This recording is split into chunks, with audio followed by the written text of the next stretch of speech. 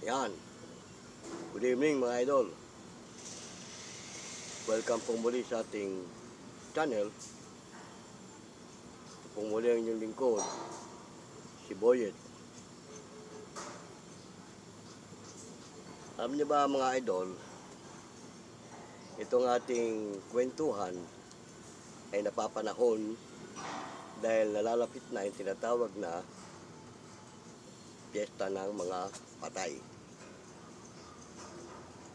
Actually, mga idol, hindi naman yung mga patay ang mismong nagpipiesta tuwing darating ang ganitong panahon. Tama? Dahil kahit saan ka magpunta na mga sementeryo, wala kang makikitang patay na nagpipiesta. Di ba? At karamihan ng makikita mo na nasa sementeryo na parang nagpipiesta, yung mga buhay. Diba tama?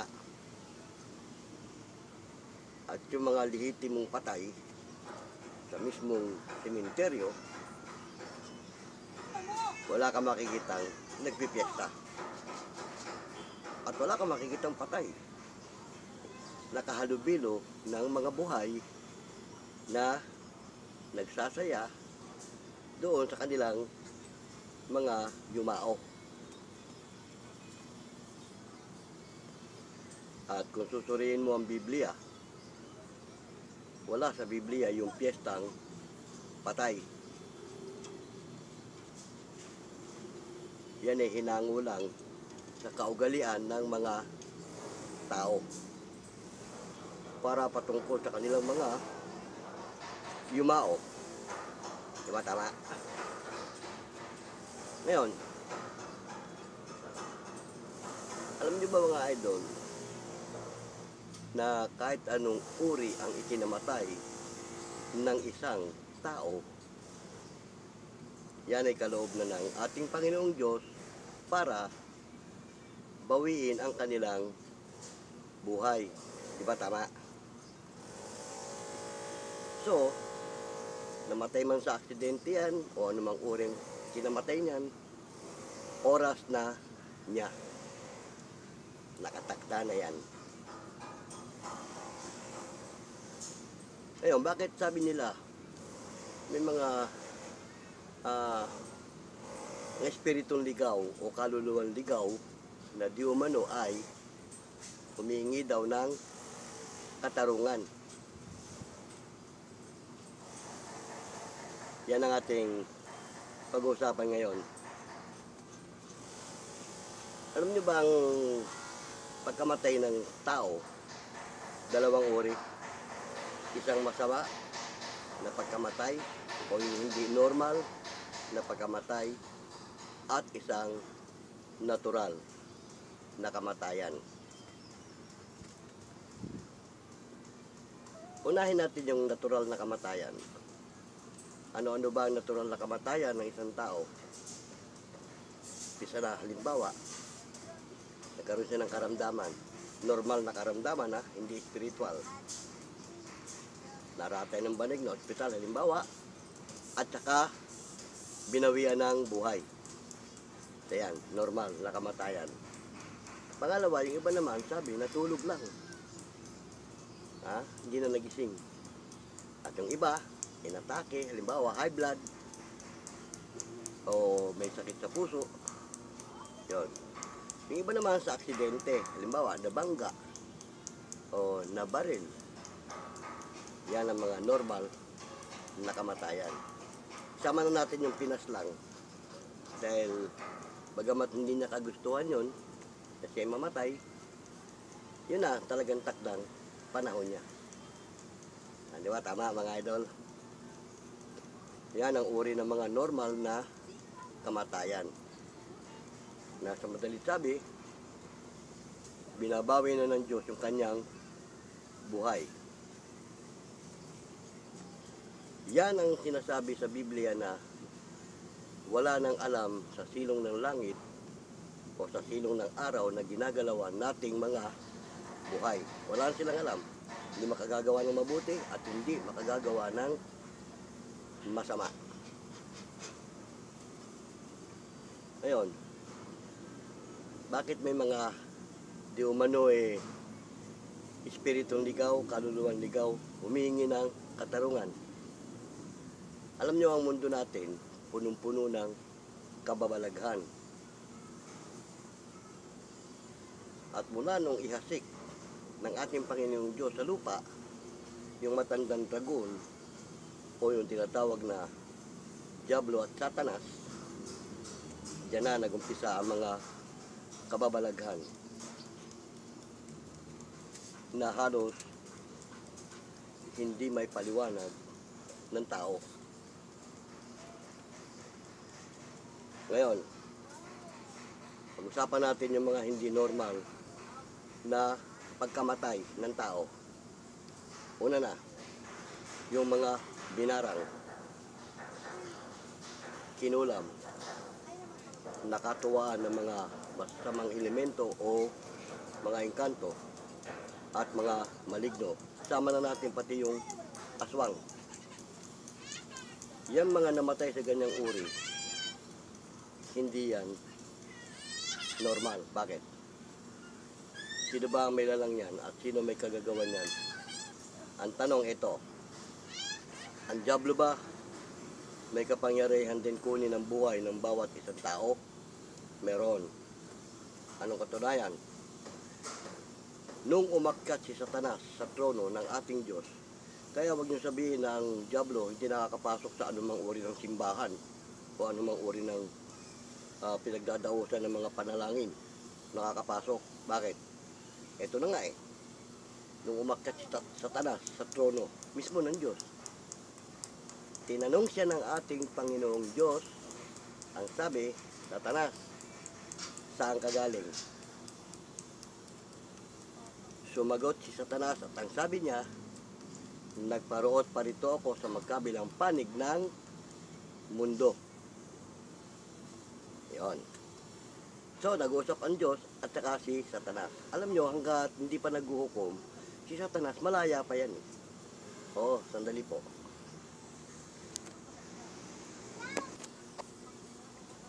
Tuloy natin ang ating pag-uusap. Totoo yun, hanggat hindi pa naghuhukom, si Satanas o ang Diablo, malaya pa yan, nakakagalaw, nakakakilos kahit saan. Nakakakit sa trono ng Diyos Oh. Kaya akala nyo takot si Satanas sa ating Panginoong Diyos. Hindi. Siya mismo nga sumasamba sa Diyos At baka nagbabakasakali siya na tanggapin siya ulit ng Diyos. Pero hindi na. Ngayon, anong sabi ng Diyos? Nakita mo ba ang Job ko? Ang lingkod ko si Job. Lingkod ng Diyos siya, si Job. At sabi ng Diablo, oo. Subukin mo siya. Pinasusubok ng Diyos, si Job. Kaya maging tayo, ipahihintulot ng Diyos. Subukin ng Diablo. Ito yun. May sample na nga si Job Ang sabi ng Diyos, subukin mo ang lingkod ko si Job. Subalit, wag mong kukunin ang kanyang buhay. Diba? May pahintulot ng Diyos, subukin ang tao ng Diablo. Pero ang sabi ng Diyos, wag mong kukunin ang kanyang buhay. Ngayon, yung mga namatay sa binanggit ko, kulam, barang, etc., engkanto at iba pa. Tanong, sino ang kumuha ng kanilang buhay? Ang Diablo. Bakit? Namatay sila sa masamang paraan, hindi sa paraan ng Diyos. Bakit kamo? Yung mga kinulam, ang tanong, pinahintulot ba ng Diyos yun? Pinahintulot. Pero, sinuway ng Diablo, yung sinabi ng Diyos, huwag mong kunin ang kanyang buhay. Yun ay nauuko lamang kay Job. Pero, pwedeng tumagos yun sa kanino mang tao. Kaya lang, ang Diablo, masuwayin nga Kung alam niya na yung mga taong yan ay hindi lingkod ng Diyos, yon, doon pumapasok na kunin ng Diablo yung kanyang buhay. Di ba? Pero kung tunay kang lingkod ng Diyos, hindi pa hinintulot ng Diyos na kunin ng dyablo ang iyong buhay. Dahil may mga lingkod ng Diyos na lumalaban sa dyablo. At sa totoo lang, ang dyablo, pag hindi mo pinaniwalaan at ginamit mo talaga ang kapangyarihan ng Diyos, tatakas yan, hindi yan ubra. Tulad na nangyari kay Job. Nilait siya ng kanyang asawa, tinakwil at ang sabi pa, Job, hindi ka pa mabibitaw sa Diyos na yung pinaglilingkuran? Ano sabi ni Job? Haling kang asawa. Hubad akong nanggaling sa sinapupunan ng aking magulang, hubad din akong babalik. Ibig sabihin, pinanganak siyang hubad, mamamatay siyang hubad. Balik tayo sa pinag-usapan natin. Bakit pinintulot ng Diyos na kunin ng dyablo ang buhay ng mga namatay sa masamang paraan? Ayun nga, alam ng dyablo kasi na hindi sila tunay na lingkod ng ating Panginoong Diyos. Di ba? Ganun, kaya yung mga namatay sa ganung uri ng binanggit ko, hindi ang Diyos ang may kaloob nun. Kinuha ng dyablo yun. Dyablo ang kumitil ng buhay nila sa pamamagitan ng kanyang mga alipores. Sino ba alipores niyan? Yan na nga, isa na nga. Yung mga mangkukulam, manggagaway, mga maligno, inkanto, etc. at iba pa. Alipores ng dyablo yan. Kaya nga, nabanggit ko nga sa una kong mga video sa amang lugar na may mga masamang elemento, spirito, pinaghaharian niya ng dyablo. Di ba tama? Kaya sabi ko nga, advice ko sa ating mga ghost explorer, ghost hunter, scripted man ang inyong mga ginagawa sa lugar na inyong pinupuntahan para makapagbigay kayo ng panoorin sa inyong mga viewer. Mag-iingat kayo dahil baka makihalo ang dyablo sa inyong ginagawa, kayo mismo mataranta. Di ba? At gusto ng dyablo yun. Di ba? Ganun mga idol, kaya siguro marahil punong-puno nga tayo ng kababalagan sa mundong ito hanggat hindi pa naghuhukom. Ang dyablo malaya pa, makagawa ng kung anong gusto niya. Ayun. Siguro yun yung mga sinasabi ng iba na mga espiritong ligaw, kaluluwang ligaw na humihingi ng katarungan. May posibilidad na ganon. Pero yung mga namatay ng normal, ang sabi, hindi makagagawa ng mabuti, hindi makagagawa ng masama, at lalong hindi sila pwedeng humingi ng katarungan sa kanilang pagkamatay. Yun, aksidente man yan, hindi hingi ng katarungan yan. Pinaslang man yan, sa hindi naasahang pagkakataon. Ang humingi siguro ng katarungan na binabanggit nila, yun nga, yung mga dyablo mismo ang kumuha. Kaya nga, merong ibang mga vlogger dyan, mga ibang ghost explorer dyan, di umano ipinapanalangin na makatawid yung mga kaluluwang ligaw, mga espiritong ligaw. Ganoon. Kaya mga idol, pagkukwentuhan at pag-uusapan lang naman natin, pero tandaan yung maigi, ang dyablo malaya hanggat hindi pa naghuhukom. Pero pag dumating ang araw ng paghuhukom, mawawala ang lahat ng kapangyarihan ng dyablo, ibubulid siya sa dagat-dagatang apoy kasama ng kanyang mga alagad at ng kanyang mga kampon. Wala siyang kapangyarihang umalis doon o tumakas. Gayon din yung kanyang mga alagad. Walang hanggang parusa sa nagniningas na apoy at asupre. Yan. Ayaw natin sa gusto, mangyayari yan pagdating ng takdang panahon. Di ba? Sa araw ng paghuhukom. Nasabi nga sa Biblia sa pamamagitan ng gayon ding salita ay iniingatan talaga tayo sa apoy na itinataan sa araw ng paghuhukom. Lahat tayo haharap sa hukuman ng ating Panginoong Diyos. Masama't mabuti, haharap yan para hukuman. At yung mga kaluluwang ligaw na sinasabi nyo, mga espiritong ligaw, pagdating ang takdang panahon, haharap yan. Doon nila makakamtan yung hinihingi nilang katarungan kung saan sila nararapat ibulid ng ating Panginoong Diyos. Pero nakatitiyak lang na makakasama sa kaharian ng Diyos yung kanyang mga hinirang, kanyang mga tunay na lingkod. Yan mga idol ha. Yan, kukwentuhan lang naman tayo para sa kaalaman din ng ating mga kababayan o ating mga viewer, ating mga subscriber. Ngayon, meron ako ikukwento sa inyo. Sa panahon natin ngayon, naglipanan na at naglalabasan na maging sa mga YouTube ang kung ano-ano mga spiritual na ibinablog nila. Tulad ng mga nagbablog tungkol sa kidlat, kung ano-ano mga anting-anting, kung ano-ano pa mga spiritual na taglay. Yan, naglalabasan na yan. Bakit? Malapit nang dumating ang Antikristo. Lalabas ang Antikristo eh.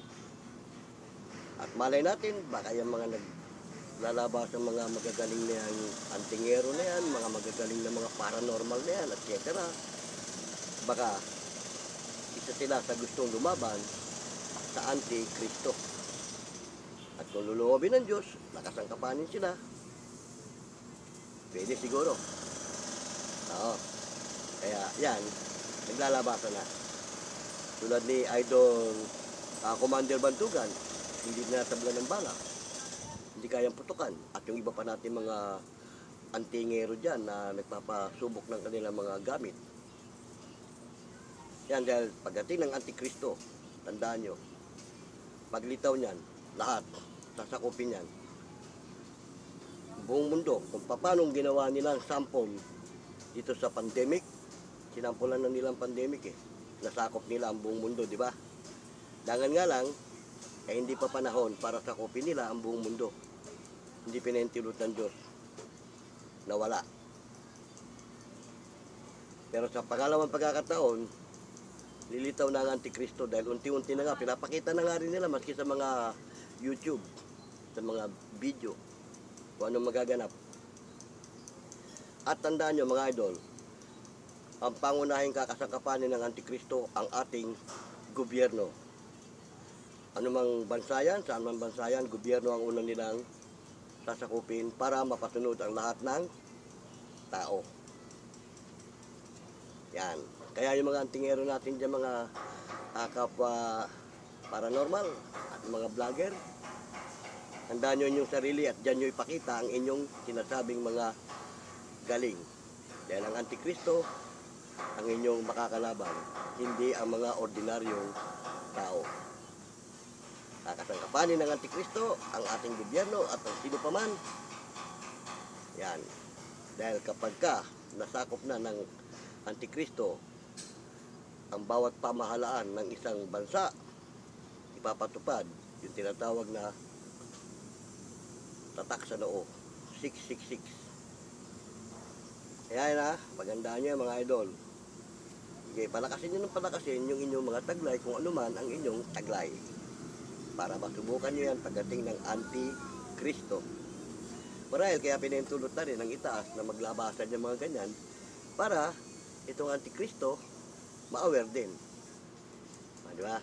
Alam niya na may babangga sa kanyang mga alipores.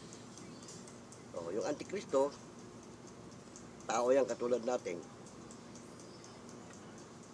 Magpapakita lang kung ano-anong kababalaghan yan para malinlang ang mga tao. Pero siguro, yung mga kapwa natin, mga nasa paranormal, sana huwag malinlang. At huwag magamit yung kanilang kaalaman nitong Antikristo. Diba tama mga idol? O, pero pagdating ng pag-uukom, hindi naman pa yung tulot ng itaas yan na magtagal. Sandali lang yan. Maluluko bagad yan, maano agad yan. O, kasi hindi rin papayag ang ating Panginoon Diyos na ang kanyang mga hinirang mapailalim sa ganyan. O, sabi nga sa Biblia, daratnan kayong nasa pakikipag baka. At tandaan nyo mga idol, itong bansa natin, nandito ang bayan ng Diyos.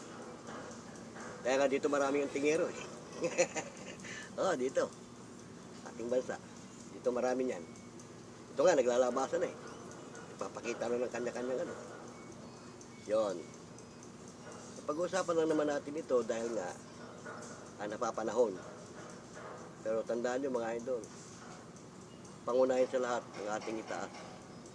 Huwag yung kung ano-ano. Kung ano man taglay mo sa sarili mo, higit mong paniwalaan ang itaas. Diba? Tama mga idol?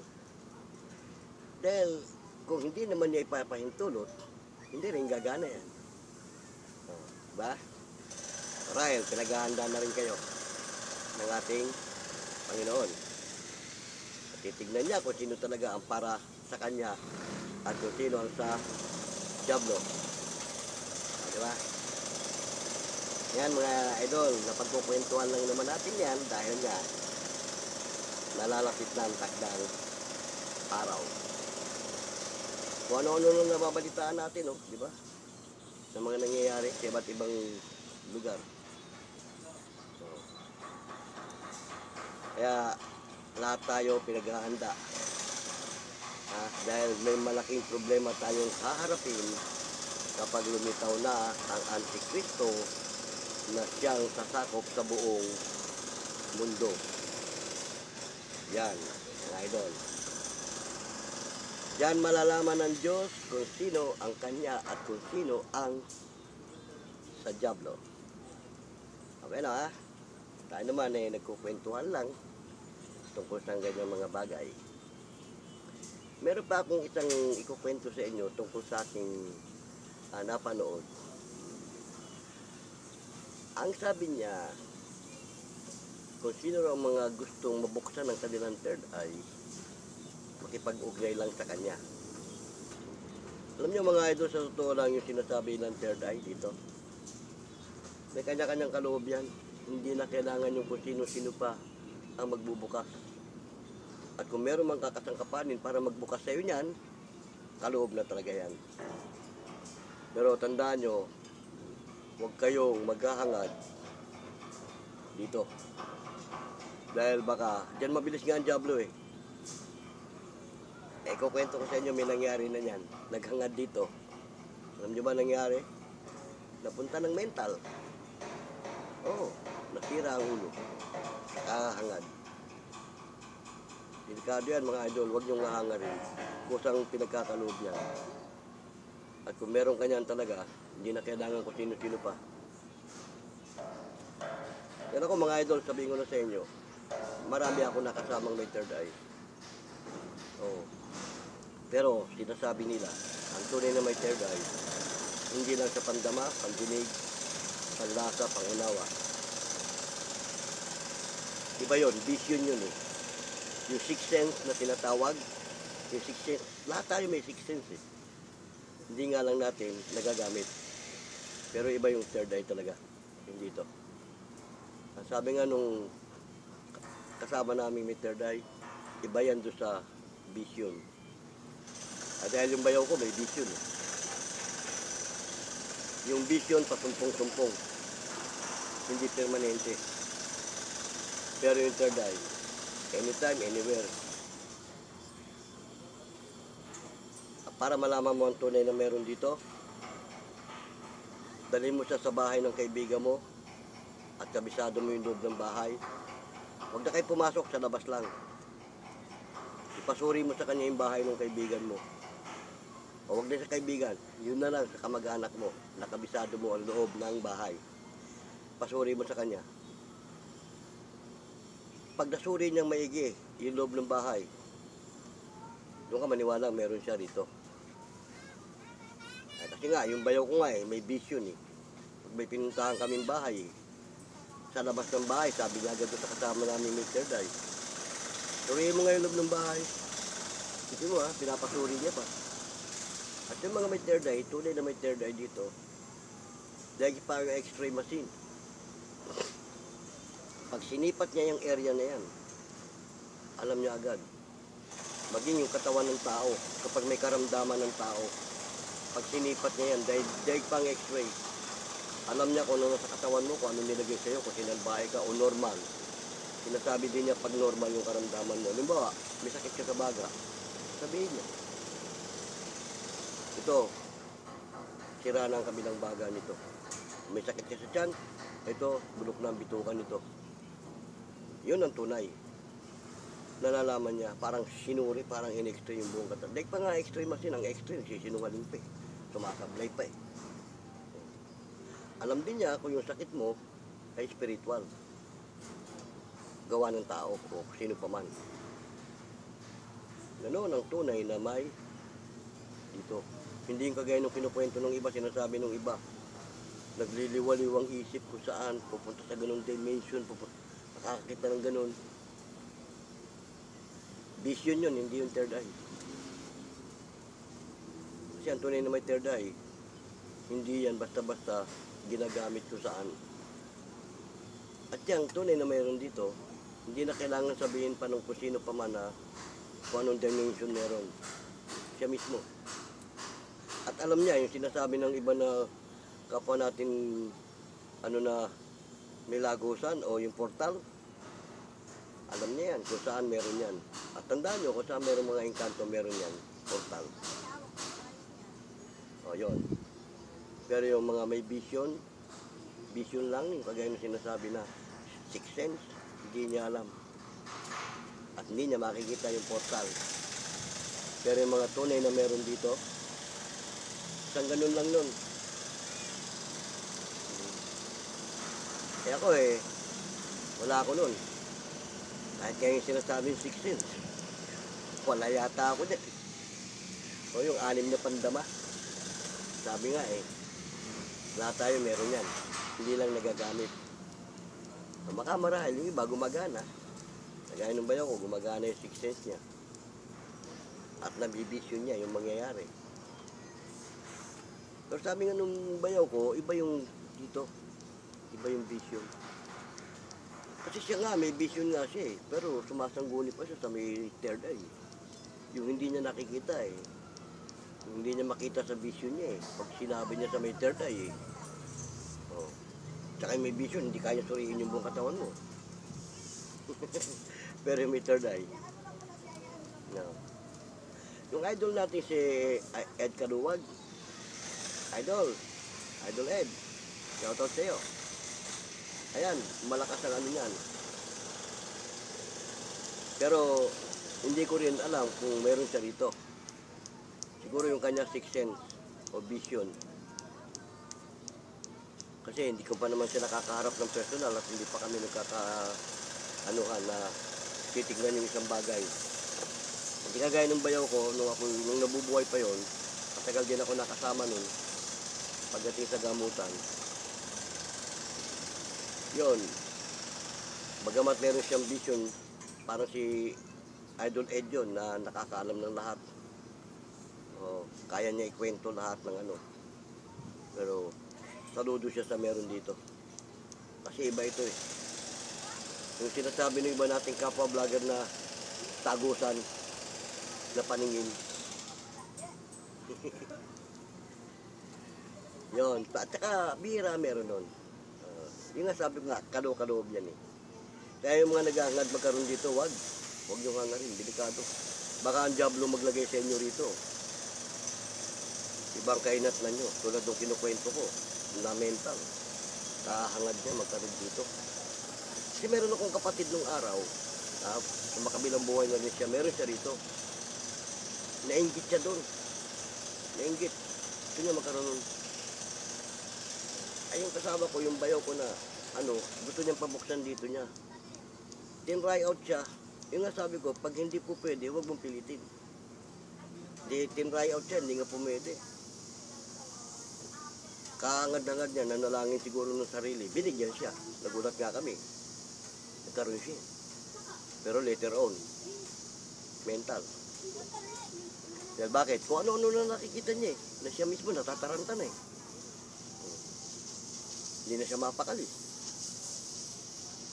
Tandaan nyo, ang tunay na meron dito, may taglay na kapangyarihan yan. Hindi yan kayang lapitan ng kung sino-sino o kung anumang mga elemento. Pinangingilag at kinakatakutan yan pag meron dito. Kasi nga, yung kapatid ko, meron yan. Sabi pa nga niya ang nakita niya sinasaway niya pa yung mga masamang elemento pag gagawa ng hindi maganda. At pag may papatignan, may pasyente yung bayaw ko. Pag sinabi ng bayaw ko, tignan mo nga kung anong sino sumasalbahe. Alam mo, sabi niya, hindi na kailangan tignan. Ayan, oh, kasama niya. Oh. Ganun katindi ang mga meron dito. Kaya, hindi biro yun mga idol. Huwag niyong hangarin. Karoon kayo ng third eye. Yun lang meron kang sixth sense. Yung sinasabi ng ating idol sa Ed Caluwag. Yun lang, mapagana mo yun. Sapat na yun eh. Di ba? Ba't hangarin mo pa to? Baka nga, pag pinagkalooban ka rito, hindi mo makayanan eh. Masira ulo mo. Dahil yung sinasabi ng isa nating napanood na makakapunta ka sa iba-ibang dimension. Oh. Dapat mo hangarin yun. Ang hindi ko lang mapaniwalaan doon, sabi niya, malalaman mo raw yung pinagmulan mo at malalaman mo yung wakas mo. Yun ang para mo ng pinangunahan ng Diyos. Kaya ang ating Panginoong Kristo nga, sinabi niya siya mismo hindi niya alam kung kailan maghuhukom at kung kailan ang wakas. Tanging ang Diyos lang. Tapos ikaw na nagtuturo sa ganun alam mo kung kailan ang magiging wakas. Di ba? Malabo. Kaya yung napanood kong yun, hindi ko naman siya binabas, hindi ko siya kinukontra, pero hindi ako naniniwala doon. At siya, kung siya man marunong magbukas ng third eye, delikado din yun. Baka nga yung sinasabi niya makakarating ka sa kung saan dimension masira ulo mo nun, tulad ng sinukwento ko. Oh. Siguro kung ano-ano dimension ang napupuntahan niya, nakikita niya.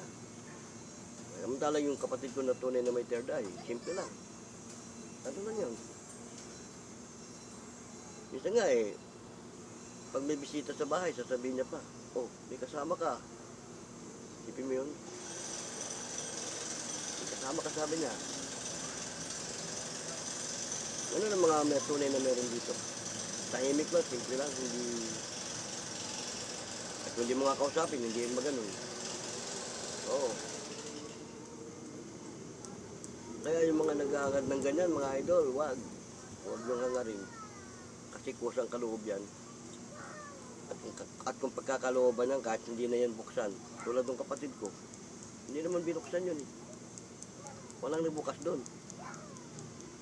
Sinama nung nakasama lang nung bayaw ko sa gamutan yun, pero walang nagbukas doon. At yung bayaw ko, pag nagbukas yung pipiringan ka. Tapos pagka nakakakita ka na ng liwanag, mga 1 linggo kang ginagamit ng may piring, sa susunod nung tatanggalin na. Tapos nakapikit gano'n. Pag nakapikit daw, yun ang gumagana yung dito. Pero nung bandang uli, wala na. Dilat na siya pareho. Yun ang sinasabing tagusan. 3 mata na ang gumagana nun, basta ganun. Hindi lang isa. So, pag yan dilat, sinuring ganyan yung paligid, yun yung sinasabing tagusan. Walang malayo, walang malapit. Ganun din ang spiritual kasi, ang spirito, walang malayo, walang malapit yun. So, ganun din yung mga, ayan, mga idol na pagkukwentuhan at sa pag-uusapan lang naman natin, yung mga ganyang bagay. At kung meron kayong mga comment, lagay nyo lang sa comment section natin. Kung may mga katanungan kayo para talakay natin sa mga susunod natin video. Yung mga idol natin dyan na mga paranormal, yung mga manggagamot, mga antingero natin dyan, mga idol. Kung naman ang mga taglay nyo, ingatan nyo yan.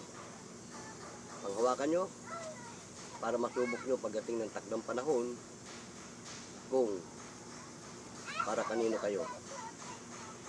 Marahil kayo naglalabasan yan, baka isa kayo, hindi natin alam, isa kayo sa kakasakapan ng isa, paglabas ng anti-Kristo.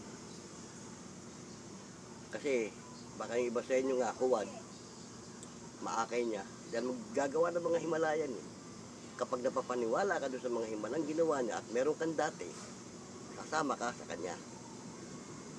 Diba? Pero kung tunay ka at sa taas ka, ano man ang gawin niyang himala, kontradiksyon ka ron. Tulad ako mga idol, ano mang himala ipakita sa akin, isa lang pinaniniwalaan ko. Kasi sabi nga ng Biblia suriin nyo kung ang kanilang himala ay tunay. Diba?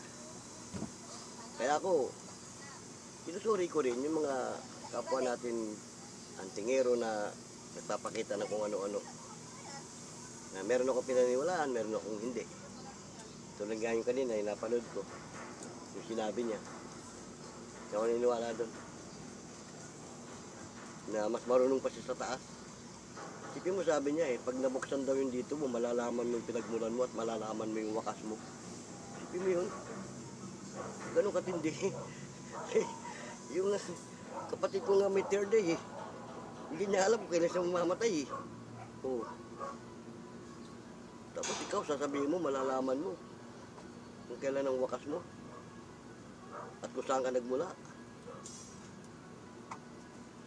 Paano ka naging at may binanggit pa siya, lahing engkanto raw tayo na nagkasala. Kalokohan yun, di ba? Iba yung mga nilalang. Sa ganyan, iba naman tayo. At yung mga engkanto na binabanggit niya, o sino pa man yan, mga luluhod yan sa paa ng ating Panginoong Jesucristo. Kasamang luluhod yan. Pasusukuin yan.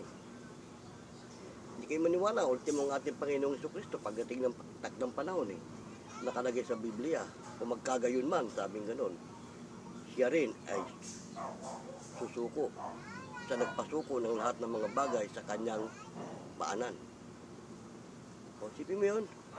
Mismo ng ating Panginoong Jesucristo na nagpasuko ng lahat ng bagay sa ilalim ng kanyang paa. Siya mismo, susuko naman. Siya nagpasuko. Ibig sabihin, ang ating Panginoong Jesucristo, susuko din sa Ama. Matapos niya pasukuin ng lahat ng bagay sa ilalim ng kanyang paa. Pagkatapos ikaw, sasabihin mo diba? Kaya lahat tayo mga idol, hindi natin tiyak kung ano ang yaya. Sabihin mo, kahit natagtad ka ng, sabihin natin kapangyarihan, ano pa man taglay mo, kahit si Idol Ed Kaluwag, hindi niya alam kung kailan siya mamamatay. At yung iba pa natin mga kakilala dyan na may mga taglay, ay yung bayaw ko na nga, hindi niya alam kung kailan siya mamamatay hanggang sa namatay siya o, di ba? Lahat tayo wala nakakaalam. Ang Diyos lang. At yung araw ng paghuhukom, wala rin nakakaalam. Kaya mga nanguhula-hula, etc. Kung ano-ano sinasabi sa gantong araw, sa gantong buwan, sa gantong taon, hindi mangyayari yun. Dahil bakit? Isa na sa pinakadakilang alagad ng ating Panginoon Diyos, ang ating Panginoong Jesucristo. Siya nga mismo sinabi niya, hindi niya alam. Ang Ama lang. Diba? Tapos ikaw nagkaroon ka lang ng konting kaalaman nagkaroon ka lang ng konting babanggitin mo na. Sasabihin mo na sa ganun, sa ganyan, sa ganun. Diba? Yung mga manghuhula natin iba dyan, tulad ng mga kagaya nila, yung si Baldwin ba yun? At kung sino pa na naghula-hula tungkol sa mangyayari. Diablo yun. Isa nga yan, baka marahil, isa yan sa magiging kasangkapan ng Anti-Kristo. Yung sabi nga lilitaw ang mga bulaang propeta. Kaya yung mga may taglay dyan, yung mga may gamit dyan, kung ano-ano, suriin nyo yung gamit nyo kung kayo ba ay tunay. Dahil pag lumitaw ang Antikristo, baka kayo matangay. Dahil magpapakita yan ng higit na mga himala sa inyong nalalaman. Kung may nalalaman ka, baka pag nagpakita siya ng mga higit, ay paniwalaan mo siya. Oras na paniwalaan mo yung mga himalang pinakita niya, kapanalig ka niya, at may piligrong makasama ka niya. Yan dyan, masusuri kung sino ang tunay. Kaya ito nga, naglalabasan na nga sa mga YouTube, kung sino-sino na. Meron pa ako napanood, metaton daw siya. Gabay daw siya ng anghel na kidlat. Yun daw nagsasabi sa kanya ng kung ano-ano. At meron siyang kakayahan na wala sa ordinaryong tao. At ang inaangkin niya sa sarili niya, hindi siya ordinaryong tao. No. Walang hindi ordinaryong tayo. Lahat tayo, ordinaryong tao tayo. Siya lang ang hindi ordinaryong tao. Ang ating Panginoong Jesucristo. Dahil siya nagmula sa Ama. Pero ikaw na pinanganak, huwag mo nga angkinin na hindi ka ordinaryong tao. May kamatayan ka rin eh. Sabi nga eh, yung nakakausap naming espiritu, sinabi na niya, ano man ang taglay mo, hanggat ikaw ay nananatiling tao, mamamatay ka. Diba? Yun nga, naglalabasan na nga eh.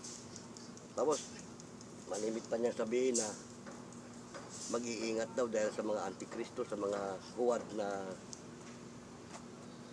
yun nga mga kapatid, mga idol, baka hindi nyo napapansin na kayo mismo nagsasalita tungkol sa bagay na yan ay na kayo sa katangkapan ng antikristo. Once na inaangkin mo ang isang bagay, delikado, huwag mo nga angkinin ang ano man ang ano mo, huwag mo nga angkinin kagaya nun, inaangkin niya, hindi siya ordinaryong tao. Nakakaalam siya ng mga bagay na hindi kayang malaman ng ordinaryong tao. Sabihin natin totoo. Pero ang tanong, totoo kaya yung taglay mo na galing sa taas? At binabanggit mo pa, gabay mo ang anghel na kidlat? Ako idol, hindi ko nga sinasabi sa kanya, hindi ko pinagmamalaki sa kanya. Kung ang pag-uusapan tungkol sa kidlat, meron kaming amain, ninuno. May taglay na kidlat at may pangako mula sa kanya hanggang sa kaapu-apuhan. Pero hindi ko inaako yun. Kasi bakit? Huwag mo nga angkinin yung hindi iyo. Di ba? Ako inaamin ko rin, may mga taglay din ako. Hindi ako nalalaman sa sarili ko. Pero kung hindi ko inaangkin yun, tao lang din ako katulad ninyo. Pero ang inihiling ko sa Ama, kung kakasangapanin niya ako, wag lang niya akong pabayaan. Hindi ko ipapatalo ang kanyang kapangyarihan. Diba, tama?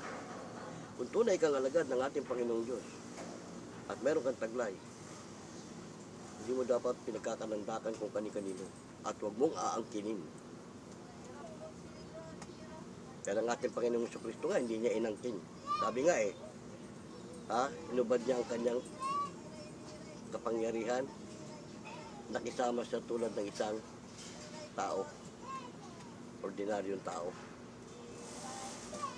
Kung sa kapangyarihan ng pag-usapan, wala nang hihigit sa ating Panginoong Jesucristo. Pasusukuin nga lahat ng bagay sa ilalim ng kanyang paa eh. Sino ka man, ano ka man, susuko ka sa ilalim ng kanyang paa. Ngayon, ang tanong, may hihigit pa ba sa kanya? Wala na, di ba? Pero siya man, ang sabi sa Biblia, kung magkagayon, siya rin naman ay susuko sa nagpasuko sa lahat ng mga bagay sa ilalim ng kanyang mga paa. Siya na nga mismo hindi niya inaangkin yung taglay niyang kapangyarihan eh. Kaya nga sabi niya bakit hindi kayo naniniwala sa mga sinasabi ko? Dahil kayo sa inyong amang Diablo. Nabanggit ko na sa mga una kong video mga idol, ang ating ama dalawa. Amang Diyos at amang Diablo. Bakit? Yung pinahirang kirubin ay tinapon sa lupa. Amang Diablo yan. Wala sa kanyang katotohanan. Manlilin lang, number 1 sinungaling. Mula pa ng pasimula, siya ang mandaraya. Kaya nga yung unang tao, si Eva, si Adan, dinaya niya. Kaya ang mga tao nagkaroon ng kasalanan at ng kamatayan. Sabi nga sa Biblia, mula nang pumasok ang kasalanan sa mga tao, pumasok na rin ang kamatayan. Dahil nakalagay sa Biblia, ang kabayaran ng kasalanan ay kamatayan. Di ba? Tama. Kaya lahat tayo mamamatay. Hindi lang natin alam kung kailan. Mapalad nga kung halimbawa, datnan tayo ng paghuhukom na buhay pa. Sabi nga sa Biblia, yung kanyang mga hinirang nadadat ng buhay, aagawin sa apoy. Oh, at papasaalapaap sa salubong sa ating Panginoong Jesucristo. Di ba tama? Oh, yun ang hangarin natin. Yung mapasama tayo sa sasalubong sa ating Panginoong Jesucristo. Huwag yung kung ano-ano na kapangyarihan, taglay, etc. Huwag yun. Mawawala ng saysay lahat ng kapangyarihan pagdating ng araw ng paghukom. Wala ng saysay lahat ng kapangyarihan. Ultimo diablo nga, hindi na makakaporma eh. Oh, di ba? Nanangangkin ng kapangyarihan yan. Sabi nga sa Biblia eh, merong nagmataas, nagmapuri sa kanyang sarili eh. Prinsipo sa tiro. Oh, prinsipo sa tiro yun, nakipantay, nakiano sa Diyos. Ano sabi ng Diyos? Ikaw ay tao. Kung magkagayon, ikaw ay tao. Tao tayo. Tapos sasabihin mo eh, aangkinin mo, hindi ka na ordinaryong tao. Tao ka pa rin. Karoon ka lang ng konting kaalaman eh, pagmamapuri mo na sa sarili mo, hindi ganoon, mga idol. Kaya yung napanood kong yun, sorry hindi kita binabas, hindi kita inaano, pero hindi mo ako mapapaniwala dyan. Kasi nga, nilitaw na nga Antikristo eh. Malay mo, hindi ko sinasabing Antikristo ka, baka sa kasala magiging alipores pagka ganyan ang attitude mo na inaangkin mo yung kapurihan. Hindi ganoon. Gabay na anghel daw, kidlat.